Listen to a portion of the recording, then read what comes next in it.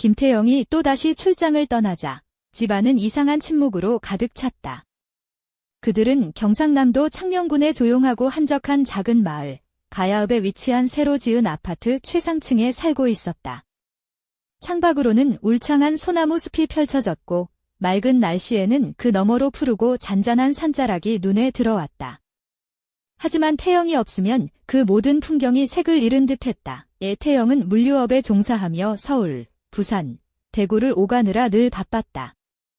그의 셔츠는 옷장에 가지런히 걸려 있었고 넥타이는 행거에 정돈되어 있었다. 그녀는 그를 기다리는 중이었다. 불평하지 않았다.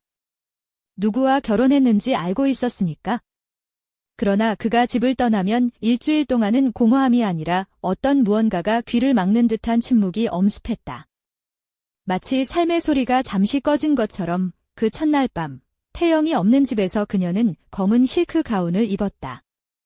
허리를 꽉 감싸는 가운은 피부 위로 부드럽게 미끄러졌고 그 아래 아무것도 없었다. 옷을 입은 듯 벗은 듯한 느낌이 마음에 들었다. 발코니에 서서 건조한 레드 와인을 한 잔 들고 드문드문 지나가는 차량 불빛을 바라봤다. 따뜻하고 습한 바람이 치마자락을 흔들었고 손가락은 무심코 약지에 낀 반지를 돌렸다.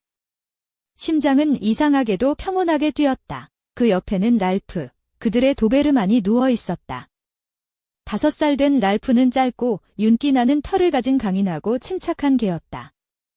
태영이 부재할 때마다 랄프는 그녀의 묵묵한 경호원이자 위안이었다. 그의 눈빛은 마치 개 같지 않은 사람의 마음을 이해하는 듯했다. 그녀는 조심스럽게 무릎을 굽혀 옷감이 바닥 타일에 더러워질까 걱정하지 않고 그의 옆에 앉았다.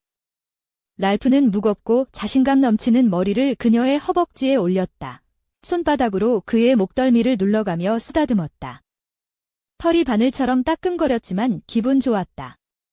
너도 그 사람이 그리운 거지? 그녀가 속삭였다. 랄프는 반응하지 않았지만 그 눈빛만으로도 충분했다. 그날 이후로 그들은 함께 저녁을 보냈다. 그녀는 태영의 셔츠를 입고 소파에 누웠다. 셔츠는 조금 컸고 오래된 로션 향이 배어 있었다. 랄프는 그녀의 발밑에 누워 있었다. 그의 따뜻한 무게가 종아리를 누르자 가끔 손으로 그의 등을 쓰다듬으며 어깨뼈 주변을 장난삼아 긁었다. 그는 떠나지 않았다. 며칠이 지나자 그녀는 이상한 감정을 느끼기 시작했다.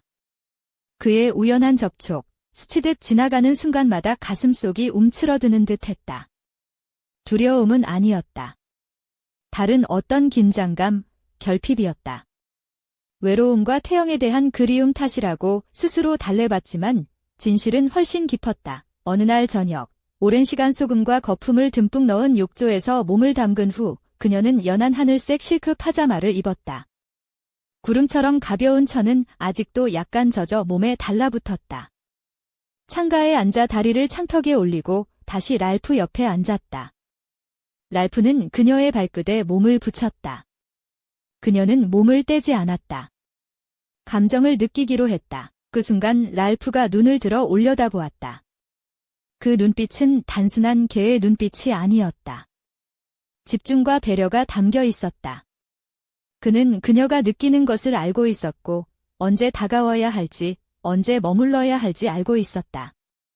이틀 후 태영이 전화를 걸었다. 그의 목소리는 무심했다.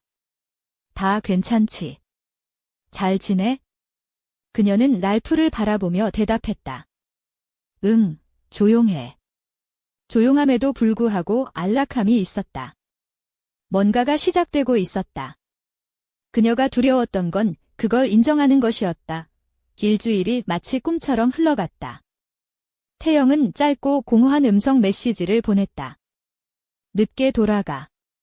나중에 연락할게. 그녀는 예에 바르게 한두 마디 답했지만 기대는 없었다. 그녀는 집에 살고 있었지만 집이 아니라 몸 그 자체였다. 피부가 피부에 닿은 듯한 느낌이었다. 집안의 모든 물건들이 감각적이었다. 창턱, 거울, 심지어 샤워 후 만지는 문 손잡이까지도 그녀의 손길에 반응하는 듯했다. 그러나 가장 강하게 반응하는 것은 랄프였다. 그날 밤 폭우가 쏟아졌다. 그녀는 검은 민소매 티셔츠에 야른 면 팬티만 입고 주방에 나갔다. 불을 켜지 않고 가스레인지 위 작은 램프가 은은한 따뜻한 빛을 비췄다. 물을 병에서 직접 마시던 중 랄프의 발톱이 마룻바닥을 살금살금 두드렸다. 그림자처럼 조용히 다가와 그녀 맞은편에 앉았다. 그녀는 맨발을 내려다보며 그의 코가 살짝 움찔하는 걸 보았다. 샤워 후 축축한 몸 냄새를 감지한 것이다. 이건 잘못된 거야? 그녀는 알았으나 그 눈빛엔 위협도 야성도 없었다. 오직 수용뿐이었다. 그녀는 벽장에 등을 대고 바닥에 앉았다. 랄프가 다가와 몸을 기대었다. 그녀는 떨리는 손을 뻗어 그의 가슴에 닿았다. 단단하고 따뜻하며 규칙적인 숨결이 느껴졌다. 그의 시선이 그녀를 향했고 배 밑에서 뭔가 작은 것이 조여오는 듯했지만 두렵지 않았다. 왜 그렇게 나를 봐? 속삭였다. 그는 대답하지 않고 머리를 그녀의 허벅지에 눕혔다. 그녀는 편하게 앉았다. 그의 귀가 허벅지에 닿았다. 얇은 천 아래 피부는 그의 숨결 하나하나를 느꼈다. 눈을 감았다. 손가락은 목덜미, 귀, 이마를 천천히 쓸었다. 그는 움직이지 않았다. 그녀의 필요를 아는 듯 모든 움직임을 받아들였다. 그 밤은 침묵 속에 흘렀다. 아침에 그녀는 바닥에 담요를 둘러쓰고 깨어났다. 랄프는 창가에 누워 밖을 응시하고 있었다. 목이 아프고 무언가 부족한 느낌이 들었다. 마치 자신에게 무언가 말을 던지지 않은 것 같았다. 그날은 어디에도 나가지 않았다. 긴 치마에 투명한 블라우스를 걸쳤다. 속옷도 없었다. 공기를 느끼고 싶었다. 숨결마다 천이 살랑이길 원했다. 말 없이도 그가 느낄 수 있게 방으로 들어서자 랄프가 다가와 몸을 밀착했다. 그녀는 멈췄다. 그의 코가 배에 닿았다. 깊은 숨을 들이켰고 온몸이 열리는 기분이었다. 멀어지지 않았다. 요구도 두려움도 없었다. 오직 절대적인 명료함. 나는 나 자신에게 속하지만 그와 함께 있을 때는 너무 많은 것을 느낀다. 그날 밤 잠들 수 없었다. 태영이 업무 미팅 사진을 보냈다. 파트너들과 사무실 불빛 아래 가짜 미소를 짓고 있었다. 사진을 보자 갑자기 모든 것이 낯설게 느껴졌다. 그의 삶, 눈빛, 목소리. 랄프는 침대 옆에 누워 있었다. 그녀는 말없이 그를 불렀고 그는 다가와 손 위에 머리를 얹었다. 아이보리색 가운을 약간 흐트러뜨려 입고 침대에 앉았다. 샤워 후 식은 피부가 보이는 곳이었다. 손가락으로 그의 등과 어깨를 쓰다듬었다. 그의 목은 조각품처럼 탄탄했다. 손가락이 길을 아는 듯 미끄러졌다. 그녀는 무릎으로 그의 옆구리를 살짝 밀었지만 그는 시선을 떼지 않았다. 바닥에 앉아 담요를 당기자 랄프가 누웠다. 그녀는 그의 얼굴을 마주했고 이마가 거의 닿았다. 느껴지니? 거의 숨소리만으로 물었다. 그는 눈을 깜빡였다. 그 속엔 인간적인 무언가가 있었다. 손가락으로 그의 코를 쓰다듬고 부드러운 털이 벨벳 같았다. 그녀의 몸은 열정 때문이 아니라 이해와 누군가가 보고 느낀다는 감각에 반응했다. 등을 대고 누워 가운이 살짝 벌어졌다. 왼쪽 가슴이 거의 드러났지만 그녀는 서두르지 않았다.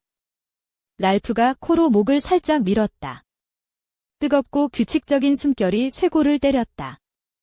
참을 수 없었다. 조용한 신음이 터져나왔지만 욕망의 신음이 아니었다. 고통과 해방의 숨결이었다. 그의 몸을 따라 오랫동안 쓰다듬었다. 마치 그의 형태를 외우듯. 그리고 일어나 욕실로 향했다. 완전히 벗고 거울 앞에 섰다. 창백한 피부, 풍만하고 건강한 가슴, 잘록한 허리, 맨발, 부드러운 엉덩이, 완전한 여성. 아내도, 기능도 아닌 존재 와인색 파자마를 입었다. 거의 노골적으로 몸에 달라붙었지만 숨기지 않았다. 머리는 약간 젖은 채 자연스럽게 풀었다. 랄프가 이미 침대 옆에 있었다. 불을 끄고 벽에 작은 조명만 켰다. 황갈색 빛이 김수진은 태영이 출장길에 오른 뒤로 집안의 공기가 무겁고 정적에 휩싸인 것을 느꼈다. 가야읍의 아파트는 새로 지어져 모든 것이 반짝였지만 그 빛마저도 그녀의 마음속 허전함을 채워주지 못했다. 창문 너머 소나무 숲이 바람에 살랑이는 모습은 평온했지만 수진의 마음은 바다 한가운데 떠있는 외로운 배처럼 흔들렸다. 그날 저녁, 수진은 거울 앞에 섰다. 그녀의 몸매를 따라 흐르는 와인빛 벨벳 드레스는 은은한 빛을 받아 우아하게 빛났다. 드레스는 엉덩이 라인을 살짝 강조하며 쇄골과 목선을 드러냈다. 머리는 자연스러운 컬을 살려 풀어헤쳤고 매끈한 피부 위로는 연한 체리빛 립스틱이 감돌았다. 그녀의 눈빛은 무언가를 간절히 찾는 듯하면서도 단단했다. 속옷을 입지 않은 드레스 아래로 느껴지는 피부의 온기가 마치 그녀 자신도 모르는 감정을 일깨우는 듯했다. 소파에 앉아 랄프의 머리를 쓰다듬으며 수진은 마음 한켠에 자리한 혼란스러움을 애써 감추려 했다. 랄프의 짙은 갈색 눈동자가 그녀를 바라보았다. 넌 내 유일한 친구야, 랄프. 그녀가 속삭였다. 랄프가 꼬리를 살짝 흔들었다. 그 순간 그녀는 마치 랄프가 사람처럼 그녀의 말을 이해하는 것 같다고 느꼈다. 태영은 늘 바빴어. 서울, 부산, 대구를 오가느라 우리 집은 늘 비어 있었지. 그 사람이 없으니 이 집도, 이 삶도 무색해졌어. 수지는 자신도 모르게 중얼거렸다. 그녀는 조심스럽게 발코니 문을 열고 나갔다. 차가운 밤 공기가 드레스 아래 스며들었다. 소나무 숲 사이로 반짝이는 별빛들이 그녀의 마음을 위로하는 듯했다. 한 모금의 붉은 와인이 입안을 감돌았다. 그녀는 무심코 웃으며 혼잣말을 했다. 와, 이 와인만큼은 내가 혼자 마셔야 제맛이네. 태영이랑 마시면 벌써 반이나 줄어들 테니까. 그 순간 랄프가 다가와 그녀의 발끝에 몸을 비볐다. 수지는 드레스 자락을 살짝 들어 올리며 그를 더 가까이 끌어안았다. 그의 털은 부드럽고 따뜻했다. 그녀의 손끝이 랄프의 목덜미를 쓰다듬는 동안 마음 깊은 곳에서부터 슬며시 따뜻함이 퍼져나갔다. 너도 나처럼 그를 기다리는 거지? 그녀가 속삭였다. 랄프는 아무 말도 하지 않았지만 그 눈빛은 모든 걸 말해주었다. 그날 밤 수지는 침대에 누워 천장을 바라보았다. 머릿속은 태영과 랄프, 그리고 자신 사이를 오가는 복잡한 감정들로 가득했다. 내가 지금 뭘 원하는 걸까? 그녀는 스스로에게 물었다. 그리고 그 대답은 쉽게 오지 않았다. 다음 날 아침, 부엌에서 물을 마시던 수지는 랄프가 방 안으로 조용히 들어오는 소리를 들었다. 그는 그녀 옆에 앉아 조용히 그녀를 지켜보았다. 수지는 살짝 미소 지으며 말했다. 오늘은 뭐 먹고 싶어? 내가 좀 요리해볼까? 물론 내 요리는 집에서 시켜 먹는 게 낫다는 평이 많지만. 랄프는 꼬리를 흔들며 대답했다. 아마도 그날 오후 수지는 집안 곳곳에 조금씩 변화를 주기 시작했다. 벽에 걸린 태영의 사진을 살짝 돌려놓고 작은 화분들을 창가에 옮겼다. 그녀는 집을 자신의 공간으로 만들려 애를 썼다. 하지만 랄프가 없었다면 이 모든 게 허무했을 것이다. 밤이 깊어지자 수지는 다시 검은 실크 가운을 꺼내 입었다. 가운은 부드럽고 차갑게 피부를 감싸며 그녀의 몸을 살짝 조였다. 천이 미끄러지는 느낌은 마치 자신이 옷을 입고도 벗은 듯한 이중적인 감각을 선사했다. 그녀는 거실 창가에 서서 바깥을 바라봤다. 비가 부슬부슬 내리기 시작했지만 그녀는 그 소리가 낯설지 않았다. 비가 오면 마음도 촉촉해진다고 하더라. 근데 내 마음은 지금 너무 말라서 비도 못 적셔줄 것 같아. 랄프가 조용히 다가와 그녀의 발을 스쳤다. 그녀는 미소 지으며 그를 바라보았다. 이봐, 너는 왜 이렇게 나만 바라보는 거야? 혹시 나한테 반한 거 아냐? 랄프는 아무 말 없이 다시 그녀의 옆에 눕기만 했다. 그날 밤, 그녀는 잠들지 못했다. 랄프가 옆에서 조용히 숨쉬는 소리가 유일한 위안이었다. 그리고 그녀는 알았다.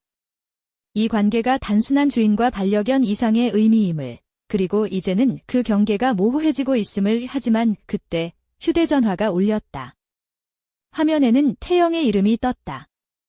그녀는 깊은 숨을 들이쉬고 전화를 받았다. 이수진아, 나 오늘 저녁에 돌아갈게. 꽃도 샀어. 너 많이 보고 싶었어. 태영의 목소리는 예전처럼 밝았지만 어딘가 모르게 낯설게 느껴졌다. 수진은 잠시 망설이다가 조용히 말했다. 그래, 기다릴게. 전화가 끊기자 그녀는 창밖을 바라보았다. 비는 그쳤고 밤하늘에는 커다란 달이 떠 있었다. 그리고 랄프가 그녀의 무릎 위로 올라와 머리를 기대었다. 그녀는 속삭였다. 우리가 바라는 건 뭘까? 그 사람인가? 아니면 이 순간인가? 그 순간 집안의 전화벨이 다시 울렸다. 이번엔 모르는 번호였다. 수지는 조용히 전화를 들었다. 한참 침묵이 흐른 뒤 낮고 알 수 없는 목소리가 귓가에 속삭였다. 진짜 이야기는 이제부터 시작이야. 그녀의 심장은 미친 듯이 뛰기 시작했다. 그리고 어딘가에서 랄프가 낮게 으르렁거리기 시작했다. 세상은 단순하지 않았다. 그리고 그녀의 이야기도 이제 막 시작되려는 듯했다. 가야읍의 밤은 고요했지만 김수진의 마음은 폭풍우처럼 요동치고 있었다. 전화 속에서 들려온 낮고 불길한 목소리가 귓가에 맴돌았다. 진짜 이야기는 이제부터 시작이야. 그 말 한마디가 그녀의 세계를 송두리째 흔들어 놓았다. 랄프가 낮게 으르렁거리며 몸을 바짝 밀착하자 수지는 그 온기의 안도감을 느끼면서도 한편으로는 알 수 없는 불안에 몸을 떨었다. 다음 날 아침, 창밖으로는 봄비가 부슬부슬 내리고 있었다. 수지는 부엌 창가에 서서 커피를 내리며 생각에 잠겼다. 태영이 돌아온다는 전화 한 통화가 무겁게 그녀의 어깨를 짓눌렀다. 그녀는 손가락으로 커피잔을 감싸쥐고 조용히 중얼거렸다. 정말 돌아오면 모든 게 다시 원래대로 돌아갈까? 아니면 낮은 빛 속에서 수진의 모습은 한 편의 영화 장면 같았다. 그녀는 새하얀 레이스 블라우스와 청색 청바지를 입고 있었지만 어떤 생기 없는 표정은 감춰지지 않았다. 어깨에 걸친 얇은 회색 카디건도 그녀를 따뜻하게 감싸주지 못했다. 창밖 나무에서는 빗방울이 떨어지며 차가운 공기와 함께 바람이 불어왔다. 그날 오후, 수지는 마을 작은 도서관으로 향했다. 그녀는 늘 혼자였지만 오늘은 무언가 달라져야 한다는 생각에 책장 사이를 천천히 걸었다. 책들 사이에서 우연히 손에 쥔 책은 감정의 심리학이었다. 그녀는 조용히 페이지를 넘기며 자신과 싸우는 법을 배우려 애썼다. 아니, 이 책 제목부터 벌써 나랑 안 맞네. 감정이 심리학이면 난 지금 실험대 위에 있나 봐. 그때 문득 누군가가 다가오는 소리가 들렸다. 그녀는 고개를 들어 주변을 살폈다. 나이가 지긋한 남자가 조심스럽게 다가왔다. 그는 창녕에서 작은 카페를 운영하는 박선호였다. 안녕하세요. 김수진 씨 맞으시죠? 전에 가게에 와주셔서 기억합니다. 그의 목소리는 따뜻했지만 무언가 비밀스러운 느낌도 함께 담겨 있었다. 수진은 어색하게 미소 지으며 대답했다. 네, 맞아요. 여기서 뭐 하세요? 요즘 이 동네에서 이상한 일이 좀 있어서요. 혹시 집에 혼자 계실 때 이상한 소리 들은 적 없으세요? 수지는 순간 숨이 멈추는 듯 했다. 소리요? 아니요. 그런 건 없었는데 사실 저도 밤마다 뭔가 이상한 기운을 느껴서요. 그리고 그게 랄프가 밤마다 창밖을 바라보면서 낮과는 다른 표정을 짓는 걸 봤어요. 걔가 그렇게까지 신경을 쓰는 일이 흔하지 않잖아요. 수지는 랄프를 떠올렸다. 최근 그의 눈빛이 예전과는 달리 날카롭고 때로는 사람처럼 깊은 생각에 잠긴 듯 보였던 기억이 났다. 맞아요. 랄프가 이상하게 변했어요. 마치 무언가를 알고 있는 것처럼 박선호는 눈을 반짝이며 말했다. 그럼 같이 좀 알아보는 게 어떨까요? 혼자서 이 모든 걸 감당하기엔 너무 무거울지도 몰라요. 수지는 잠시 생각하다가 고개를 끄덕였다. 좋아요. 함께라면 두렵지 않을 것 같아요. 그날 저녁, 수지는 집으로 돌아와 랄프와 함께 거실에 앉았다. 검은 벨벳 가운을 입은 그녀는 창밖을 바라보며 생각에 잠겼다. 그때 문득 휴대전화가 울렸다. 화면에는 숨겨진 번호라고 적혀 있었다. 심장이 빠르게 뛰었다. 그녀는 망설임 없이 전화를 받았다. 그러나 상대방은 아무 말도 하지 않았다. 대신 조용한 숨소리와 함께 낮고 신비스러운 음악 소리가 흘러나왔다. 그리고 이내 한마디가 들렸다. 모든 것은 연결되어 있다. 수진 씨, 진실은 당신 곁에. 전화가 끊기자 수진은 숨을 깊게 들이쉬었다. 랄프가 몸을 일으켜 그녀를 바라보았다. 이제 시작이야, 랄프. 우리 둘만의 비밀이. 그 순간 집안에 있던 모든 불빛이 깜빡이며 순간적으로 꺼졌다. 짙은 어둠 속에서 두려움과 기대가 뒤섞인 감정이 마음을 가득 채웠다. 그리고 멀리서 들려오는 태영의 목소리가 희미하게 귓가에 울려 퍼졌다. 수진아, 돌아갈게. 하지만 우린 달라졌을지도 몰라. 그 말은 끝나지 않은 이야기의 서막이었다. 가야읍의 어둠은 짙어지고 김수진의 심장은 불안과 기대가 뒤섞인 채 빠르게 뛰었다. 집안의 불빛이 깜빡이며 꺼지는 순간 랄프가 갑자기 몸을 일으켜 경계하는 듯 창밖을 응시했다. 그의 눈동자는 평소와 달리 날카롭고 날카로운 빛을 뿜어냈다. 수진은 가벼운 숨을 내쉬며 손을 내밀었지만 랄프는 한 걸음 물러났다.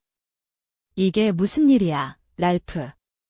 너도 뭔가 알고 있는 거니? 그 순간 휴대전화가 다시 울렸다. 이번에는 번호가 뜨지 않았다. 수진은 조심스럽게 전화를 받았다. 이번에는 남성의 낮고 미묘한 목소리가 들려왔다. 수진 씨, 당신은 지금 중요한 순간에 있습니다. 태영 씨의 출장도 랄프의 변화도 모두 우연이 아니에요. 당신 주변에는 감춰진 진실이 숨어 있습니다. 누구세요? 왜 저에게 이런 말을 하는 거죠? 수진의 목소리는 떨렸다. 곧 알게 될 겁니다. 하지만 조심하세요. 모든 것은 연결되어 있고 숨겨진 그림자가 당신을 지켜보고 있습니다. 전화는 끊겼다. 수진은 전화기를 내려놓고 깊게 숨을 들이켰다. 숨겨진 그림자. 그게 뭐지? 그녀는 창밖을 바라보았다. 밤하늘은 별빛 없이 어두웠고 멀리서 바람소리만 희미하게 들려왔다. 그날 밤 수진은 랄프와 함께 거실에 앉아 있었다. 검은 실크 가운이 부드럽게 몸을 감싸며 그녀의 피부는 은은한 빛을 받아 반짝였다. 랄프는 조용히 그녀 곁에 누워 있었지만 눈빛은 여전히 경계심으로 가득했다. 이젠 당신 없으면 안 돼, 랄프. 수진이 속삭였다. 태영도, 그 전화도 다 너무 복잡해졌어. 갑자기 전화가 울렸고 이번에는 태영이었다. 수진아, 나 내일 아침에 도착할 것 같아. 우리가 이야기해야 할 게 많아. 수진은 잠시 망설이다가 말했다. 그래, 기다릴게. 전화를 끊고 나서 그녀는 깊은 한숨을 내쉬었다. 그리고 랄프의 머리를 쓰다듬으며 중얼거렸다. 정말 이 모든 게 무슨 의미일까? 진실은 어디에 있을까? 그때 창문 너머로 누군가의 그림자가 스치듯 지나갔다. 수진이 깜짝 놀라 창문 쪽으로 다가갔다. 그러나 아무도 없었다. 바람에 흔들리는 나뭇가지 소리만 가득했다. 이 집에 뭔가 있어? 그녀는 혼잣말을 했다. 그리고 랄프가 낮게 으르렁거리며 문 쪽으로 몸을 돌렸다. 그 순간 초인종 소리가 울렸다. 수진은 심장이 멎을 듯한 기분으로 문 쪽으로 걸어갔다. 문을 열자 그곳에는 검은 코트를 입은 낯선 남자가 서 있었다. 그의 눈빛은 차갑고 비밀을 감추고 있었다. 김수진 씨 맞나요? 저는 박준호라고 합니다. 당신과 태영 씨, 그리고 랄프가 연관된 사건을 조사하고 있어요. 수진은 숨을 죽이고 물었다. 무슨 사건이죠? 왜 우리를 찾아온 거예요? 준호는 진지한 표정으로 말했다. 모든 것은 연결되어 있습니다. 그리고 당신이 알지 못하는 어둠이 다가오고 있어요. 준비하세요. 그 순간 랄프가 갑자기 짖으며 남자를 향해 몸을 일으켰다. 준호는 침착하게 손을 들며 말했다. 진정하세요, 랄프. 나는 해를 끼치려는 게 아니에요. 수진은 그 모습을 보며 마음 한편이 무거워졌다. 이 이야기는 끝나지 않았다. 오히려 이제 막 시작된 것 같았다. 그리고 바깥 어둠 속에서 누군가가 조용히 미소 지으며 중얼거렸다. 드디어 시작이군. 가야읍의 어두운 골목길, 박준호는 김수진의 집을 나서며 주머니 속 휴대전화를 꺼냈다. 화면에는 수진이라는 이름이 떠 있었지만 그는 망설임 없이 전화를 껐다. 입가에 흐르는 미묘한 미소는 차가운 바람과 함께 사라졌다. 모든 게 계획대로. 그가 혼잣말을 했다. 김수진은 문을 닫고 랄프를 안아 올렸다. 도베르만의 따뜻한 체온이 그녀의 가슴에 전해졌다. 준호 씨가 뭘 알고 있다는 건가? 그녀는 속삭였지만 대답 대신 랄프가 고개를 끄덕이는 듯 머리를 살짝 비볐다. 마치 나도 뭔가 느껴라고 말하는 것 같았다. 그날 밤 수진은 검은 벨벳 드레스를 입고 거울 앞에 섰다. 드레스는 완벽하게 몸의 곡선을 따라 흐르고 어깨선은 은은한 빛을 받아 부드럽게 빛났다. 목에는 작은 진주 목걸이가 반짝였고 붉은 립스틱이 입술에 생기를 더했다. 그녀는 자신에게 속삭였다. 이제는 나 자신을 위해 살아야 해. 예태영도, 준호도, 그 누구도 아닌 나를 위해. 거실로 나와 랄프와 함께 앉은 그녀의 손은 떨리고 있었다. 랄프가 그녀의 손을 핥으며 위로하려 했다. 너도 힘들지, 랄프. 하지만 우리 함께라면 어떤 어둠도 이겨낼 수 있을 거야. 그때 휴대전화가 또 울렸다. 이번에는 태영이었다. 수진아, 나 곧 집에 갈게. 우리가 꼭 이야기해야 해. 수진은 깊은 숨을 내쉬고 대답했다. 그래, 기다릴게. 전화가 끊기자 그녀는 창밖을 바라보았다. 밤하늘에는 구름 한 점 없이 별들이 빛났지만 그 빛은 어딘가 쓸쓸하게 느껴졌다. 랄프가 몸을 일으켜 창가에 서서 밖을 응시했다. 수진은 그 옆에 다가가 그의 머리를 쓰다듬으며 속삭였다. 우리, 이제 진짜 싸움이 시작됐어. 그 순간 창문 너머로 희미한 그림자가 스쳐 지나갔다. 수진의 가슴이 철렁 내려앉았다. 랄프가 낮게 으르렁거리며 몸을 돌렸다. 그녀는 문 쪽으로 걸음을 옮기려던 찰나 집 안조명이 갑자기 꺼졌다. 깜깜한 어둠 속에서 수진은 랄프의 차가운 숨결을 느끼며 속으로 다짐했다. 어둠이 온다 해도 나는 두렵지 않아. 내 안에 빛이 있으니까. 그리고 멀리서 태영의 목소리가 희미하게 들려왔다. 수진아. 나 돌아갈게. 하지만 우리 다시는 예전 같지 않을지도 몰라. 수진은 눈을 감고 깊은 숨을 내쉬었다. 그래, 그럼에도 불구하고 나는 나 자신으로 살아갈 거야. 그때 문이 천천히 열리며 낯선 그림자가 집 안으로 스며들었다.